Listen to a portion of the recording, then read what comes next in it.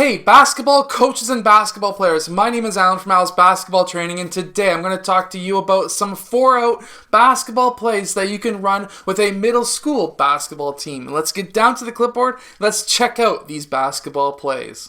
So we're going to do a few plays against a man-to-man as well as a few plays against a zone defense. So this first play is against a man-to-man defense. First, we're going to have player 1 pass over to player 3. That's going to bring his man up, and player 5 is going to set a screen up for player 1. Player 1 is going to then drive towards the rim. If he's open, you can hit him up with a pass. If he is not open, what we want to see is now player 2. He's going to then fill this spot. Player 4 is going to fill player 2's spot, and player 1 is going to then pop out and fill player 4's spot. So it's going to look like this. Now, after that part happens, what we would like to see is if player 2 was wide open, he could receive that pass. If he is not open, we don't want to have too many wing-to-point passes. They tend to get picked off.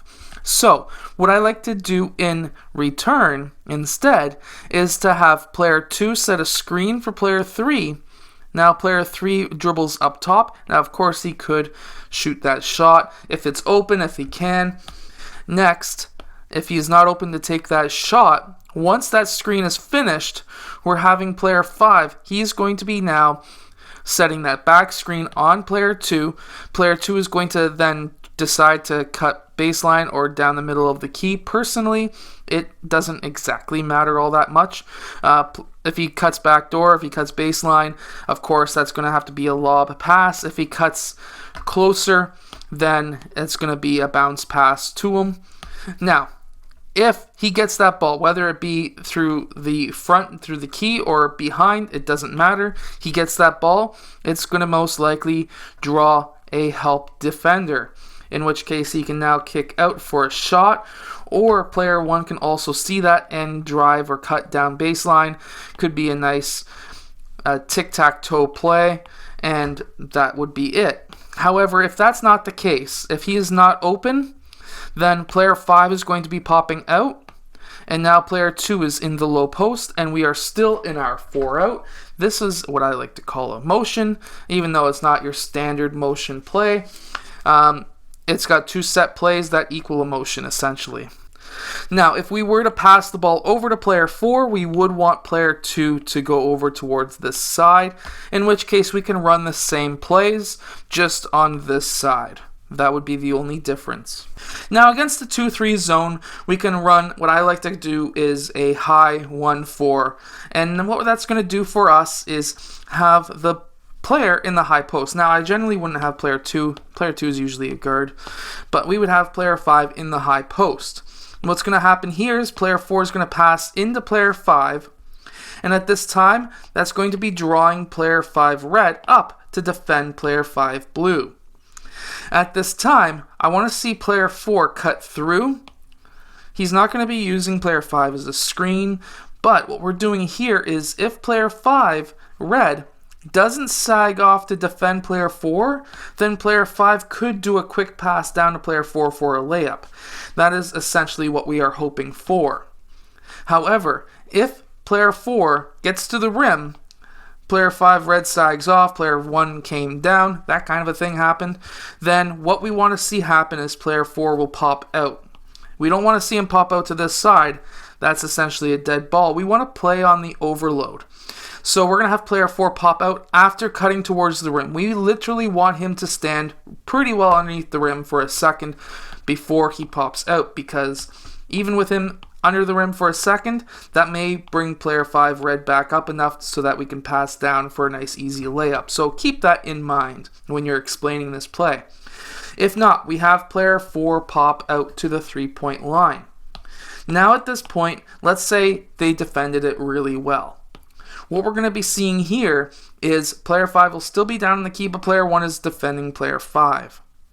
What I want to see happen now is player 4, red, he is essentially guarding 2 players. If player 5 can get that ball to player 1, if he can't, we want player 3 to go up to the top so that player 3 can now receive the pass from player 5, and we can pass over to player 4 or over to player 1. That's going to now draw player 4 red up. We can pass over to player 4, and player 4 can now drive towards the rim or take that shot. If he takes that shot, we need a rebounder from here and here.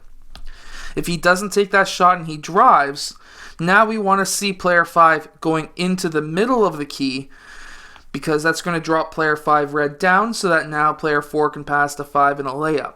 Now this is not a motion offense. This is more of a set play, just so that we can get this high to low option at first and now a low baseline option to the middle of the key. That is essentially what we're trying to attack here. We are running off of the weaknesses of a zone, which is overloading the paint, which is with 2 or more players. Generally, you only want 2 players in the paint, and that's what we're doing here.